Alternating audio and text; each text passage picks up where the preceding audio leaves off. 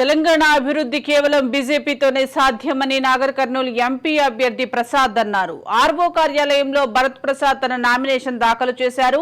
అన్ని సమస్యలను పరిష్కరించే దిశగా ముందుకు వెళతామని ఆయన అన్నారు.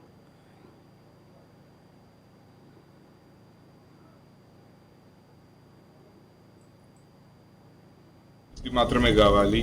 ఈరోజు నరేంద్ర మోడీ గారి నాయకత్వంలో భారతీయ జనతా పార్టీ గెలవబోతుందని అన్ని సర్వేలు కూడా చెప్తున్నాయి.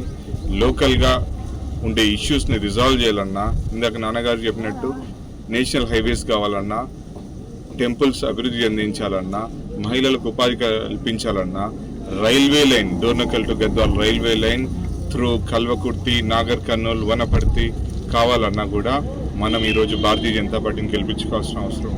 భారతీయ జనతా పార్టీని ఎన్నుకుంటే రాష్ట్ర ప్రభుత్వం ఏవైతే 6 గ్యారెంటీలు ఇచ్చి ఫెయిల్ అయిందో వాటన్నిటి అమలు కోసం మేము కృషి చేస్తాం.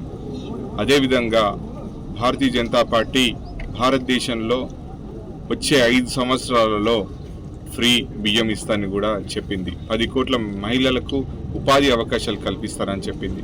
ఇవన్నీ నెరవేరాలంటే భారతీయ జనతా పార్టీకి ఓటేయాలని సవినయంగా కోరుకుంటూ